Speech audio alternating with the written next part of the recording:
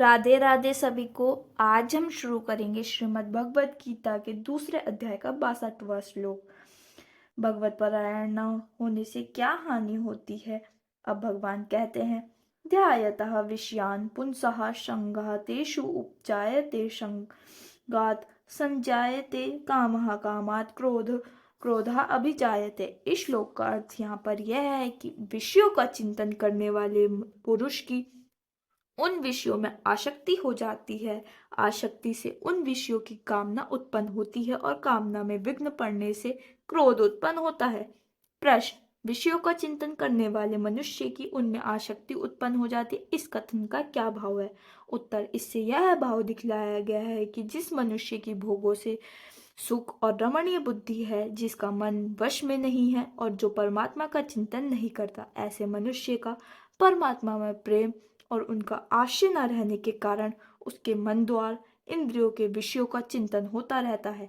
इस प्रकार विषयों का चिंतन करते करते उन विषयों में उसकी अत्यंत आसक्ति हो जाती है। तब फिर उसके हाथ की बात नहीं रहती, उसका मन विचलित हो जाता है। प्रश्न, विषयों के चिंतन से क्या सभी पुरुष के मन में आसक्ति उत्पन्न होती है। उत्तर, जिन पुरुषों को परमात्मा की प्राप्ति हो गई है उनके लिए तो विषय चिंतन से आसक्ति होने का कोई प्रश्न ही नहीं रहता। परम दृष्टवा निर्वत्ते से भगवान ने ऐसे पुरुषों में आसक्ति का अत्यंत भाव बतला चुके हैं। इनके अतिरिक्त अन्य सभी के मनों में न्यूनाधिक रूप में आसक्ति उत्पन्न हो सकती है। प्रश्न, आसक्ति से कामना का उत्पन्न होना क्या है और कामना से क्रोध का उत्पन्न होना क्या है। उत्तर, विषयों का चिंतन करते करते जब मनुष्य की उनमें अत्यंत आसक्ति हो जाती है, उस समय उसके मन में नाना प्रकार के भोग प्राप्त करने की प्रबल इच्छा जागृत हो उठती है। यही आसक्ति का कामना का उत्पन्न होना है तथा उस कामना में किसी प्रकार का विघ्न उपस्थित होने पर जो उस विघ्न के कारण में द्वेष बुद्धि होकर क्रोध उत्पन्न हो जाता है, यही कामना से क्रोध का उत्पन्न होना है। 63वां श्लोक, क्रोधात् भवति सम्मोहः सम्मोहात् स्मृति विभ्रम स्मृति भ्रंशात् बुद्धिनाशः बुद्धिनाशात् प्रणश्यति।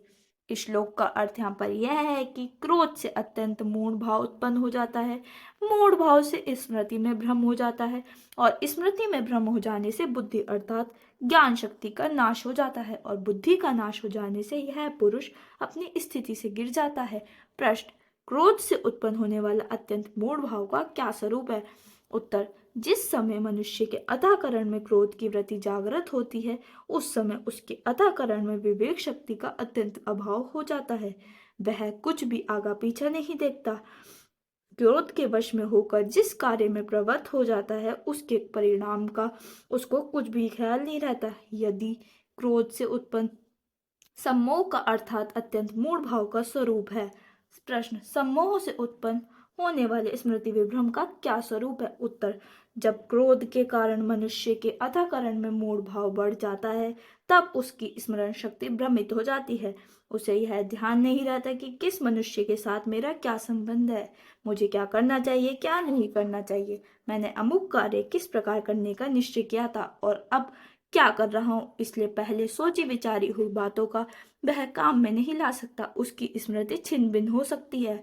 यही सम्मोह से उत्पन्न हुए स्मृति भ्रम का स्वरूप है। प्रश्न, स्मृति विभ्रम से बुद्धि का नष्ट हो जाना और उस बुद्धि नाश से मनुष्य का अपनी स्थिति से गिर जाना क्या है। उत्तर, उपयुक्त प्रकार से स्मृति में विभ्रम होने से अंतःकरण में किसी कर्तव्य अकर्तव्य का निश्चय करने की शक्ति न रहना ही बुद्धि का नाश हो जाना है। ऐसा होने से मनुष्य अपने कर्तव्य का त्याग कर अकर्तव्य में प्रवृत्त हो जाता है। उसके व्यवहार में कटुता, कठोरता, कायरता, हिंसा प्रतिहिंसा, दीनता, जड़ता और मूर्खता आदि दोष आ जाते हैं। अतएव उसका पतन हो जाता है, वह शीघ्र ही अपने पहले की स्थिति से नीचे गिर जाता है और मरने के बाद नाना प्रकार की नीच योनियों में या नरक में पड़ता है। यही बुद्धिनाश से उसका अपनी स्थिति से गिर जाना है। संबंध, इस प्रकार मन सहित इंद्रियों को वश में न करने वाले मनुष्य के पतन का क्रम बतलाकर अब भगवान स्थित प्रज्ञ योगी कैसे चलता है, इस चौथे प्रश्न का उत्तर आरंभ करते हुए 2 श्लोकों में जिसके मन और इंद्रिय वश में होते हैं, ऐसे साधक द्वारा विषयों का विचरण कर किए जाने का प्रकार और उसका फल बतलाते हैं। वीडियो को लाइक कमेंट शेयर करना ना भूलें। राधे राधे।